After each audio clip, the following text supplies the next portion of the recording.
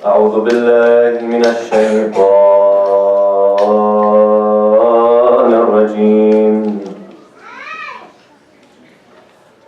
بسم الله الرحمن الرحيم. صلى الله عليك يا سيدي يا رسول الله. صلى الله عليك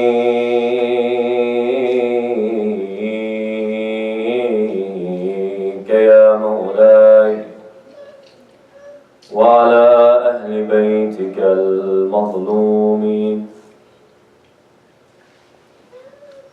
صلى الله عليك يا مولاي وابن مولاي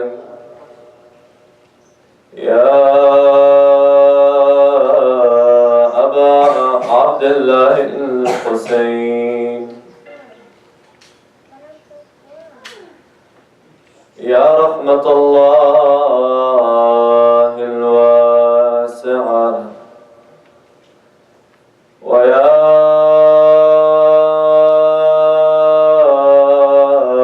باب نجاة الأمة. غريب يا مظلوم كربلاء يا ليتنا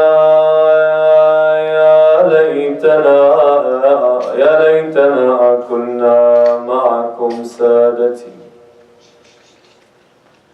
فنفوز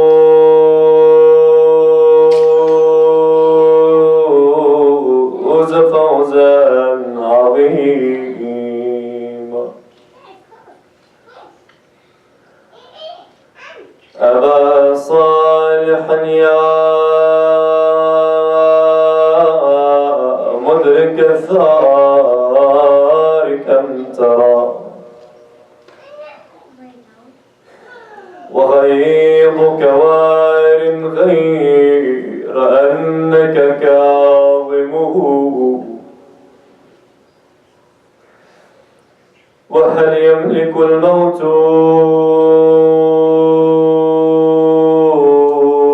صبرا وحوله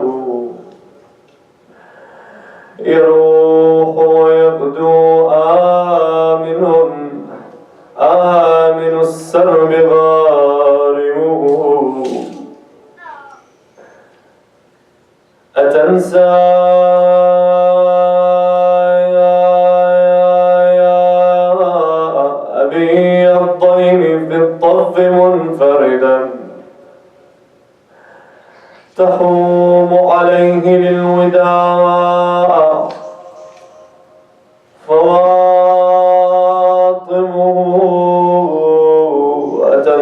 أتنساه فوق التراب منفطر الحشا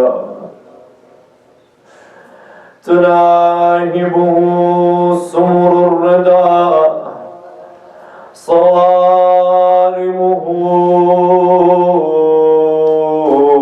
ورب رضيع أرضعته قصيهم ورب رضيع أرضعته قصيه من النبل ثديان دره فاطمه. ويلا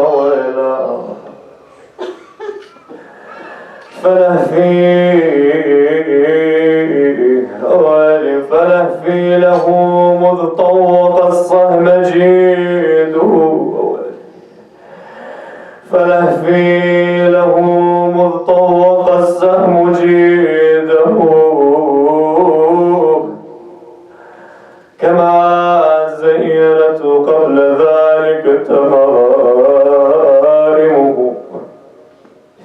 ولهفي له لما حس بحره وناغى من طير المنية حارمه. وناغاه من طير المنية حماه.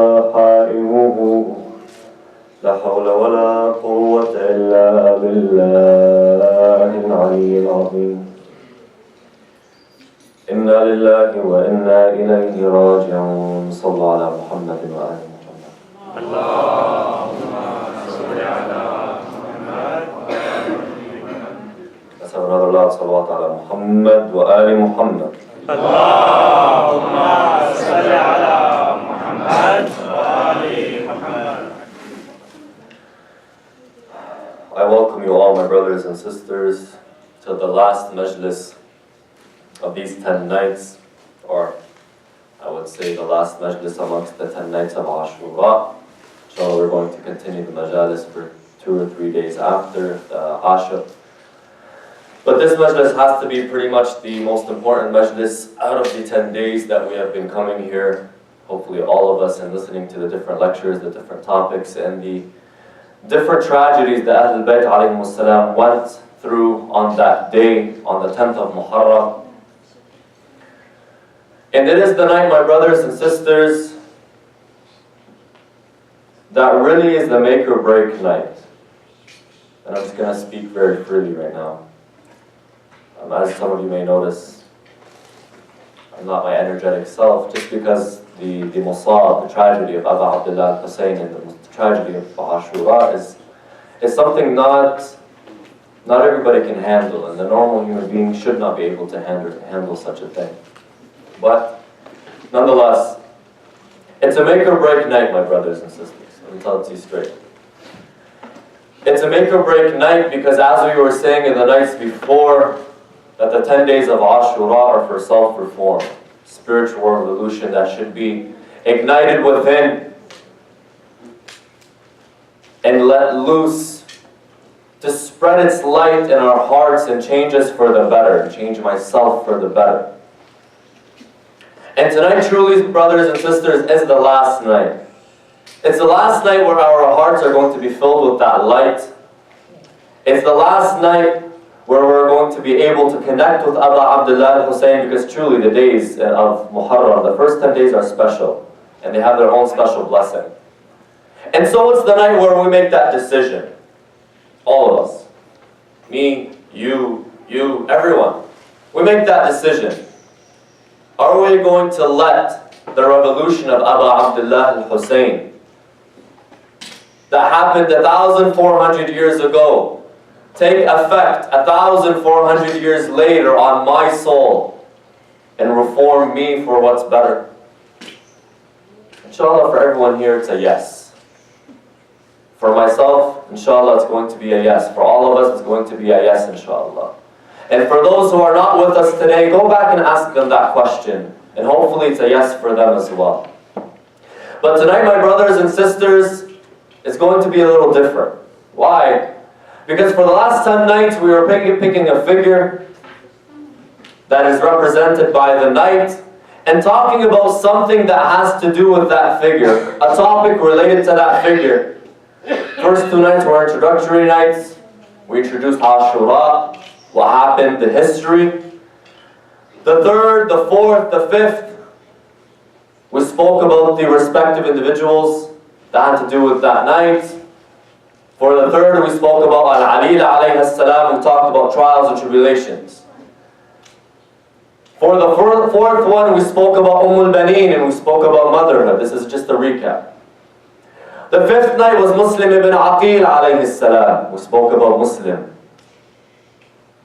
The 6th night, the 7th night, for Al-Abbas we spoke about loyalty, etc.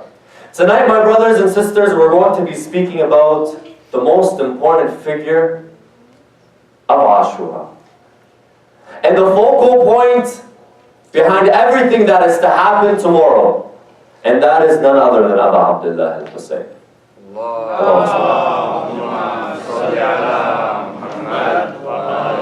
We are going to be speaking about Abu Abdullah al-Hussein alayhi salam.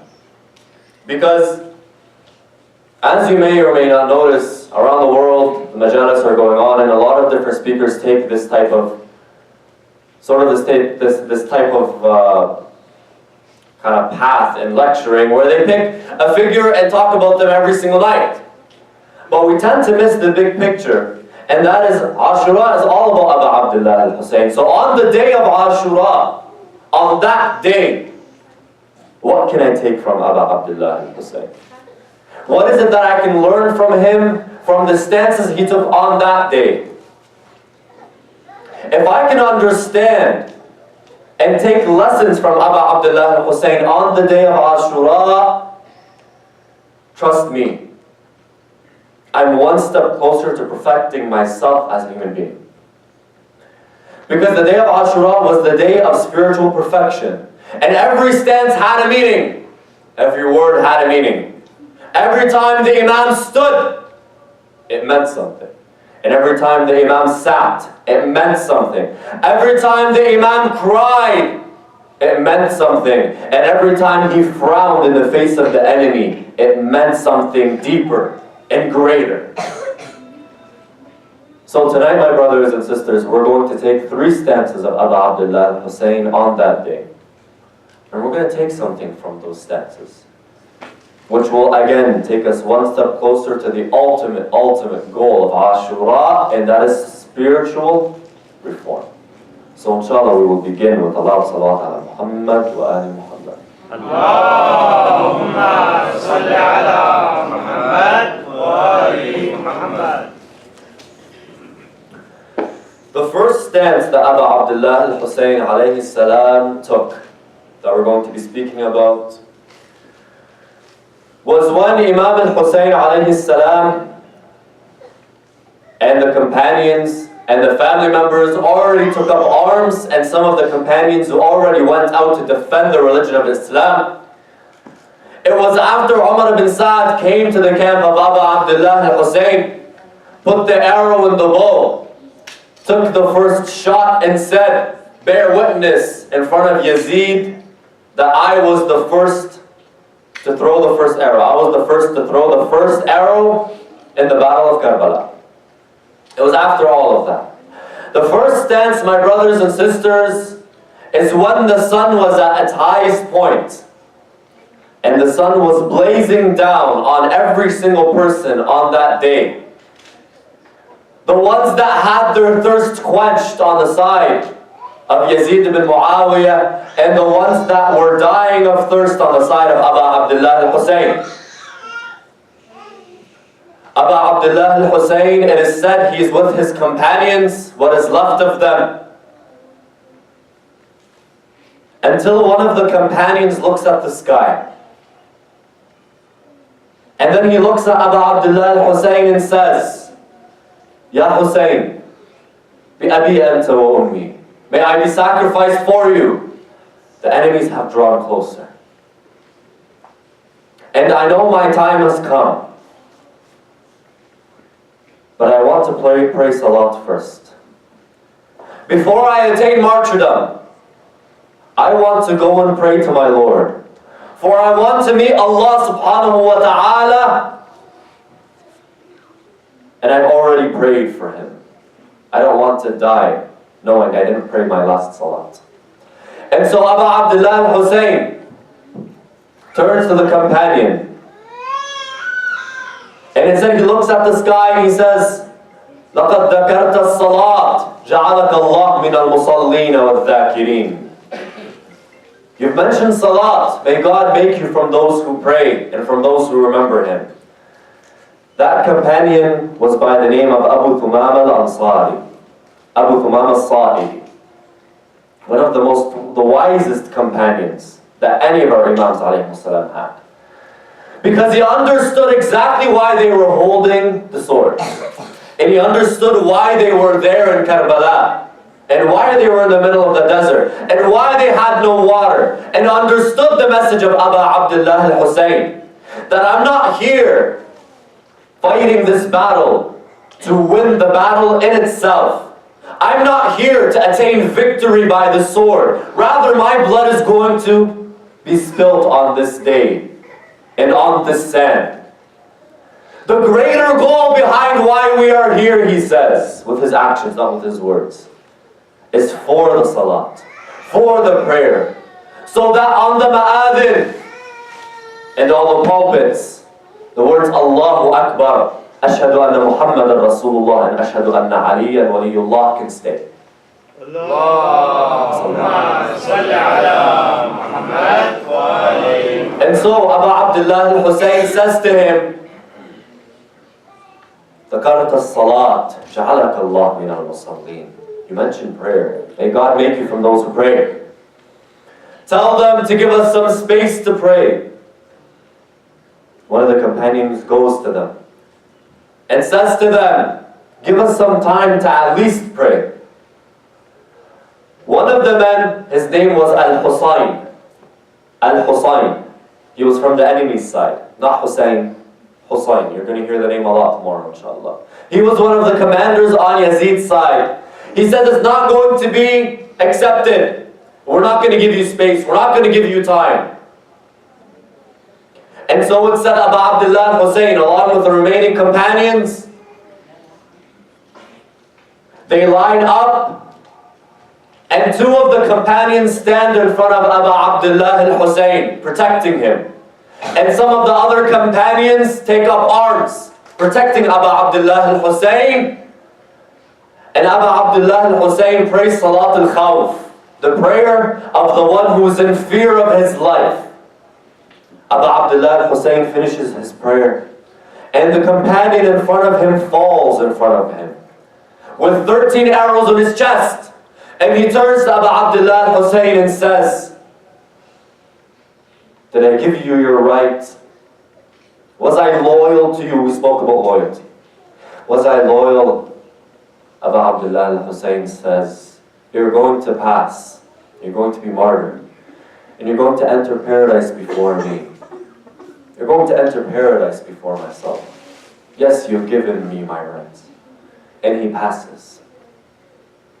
The riwayat say that these individuals did not just stand. The narration says, he did not just stand in front of Abu Abdullah al-Hussein. No, some people think they just stood, closed their eyes and let the arrows hit them.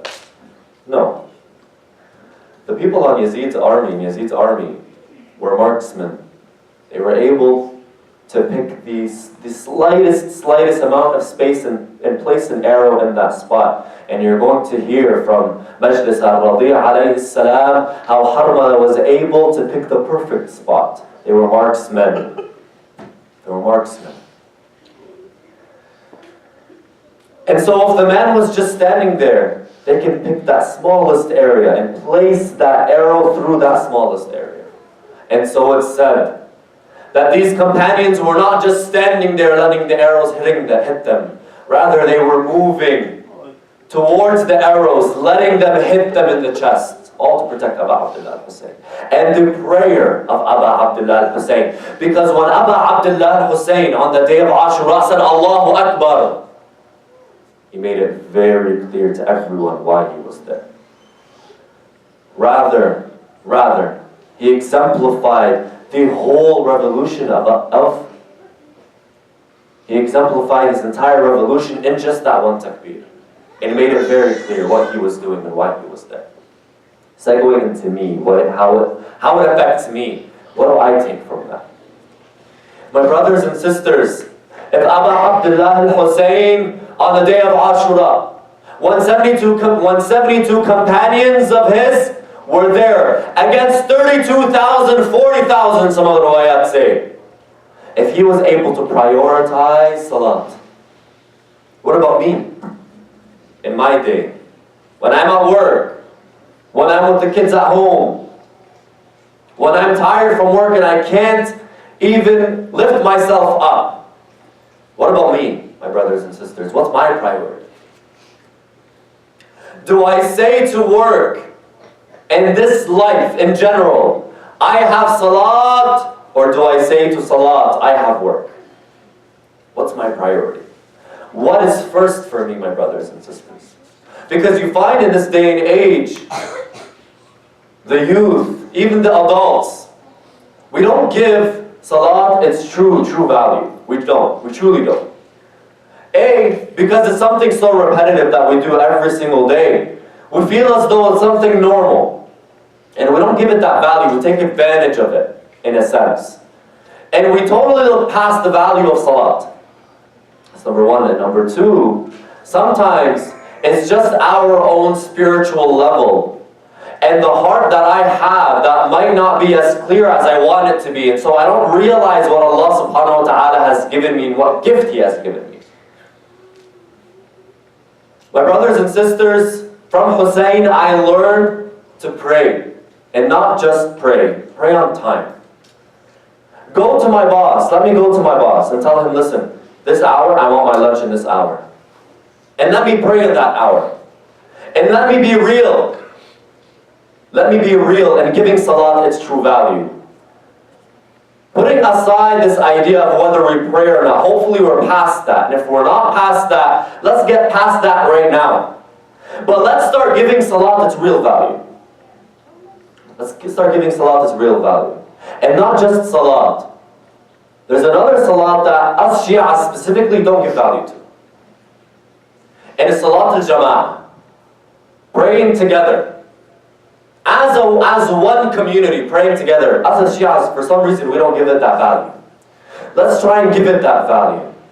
There shouldn't be any reason, my brothers and sisters, why in salat al-jama'ah we have maybe 10 or 15 people. There's no reason for that. Let me make salat a priority, because I'm going to teach my kids how important it is to come to the masjid and pray together. And be one. And be one. Abu Abdullah al-Hussein got all of his companions and they prayed on that day. If they were able to do that in such an environment, then what can I do in an environment that allows me to pray salat together? And here I remember a hadith from Imam al-Sadiq. Listen to what he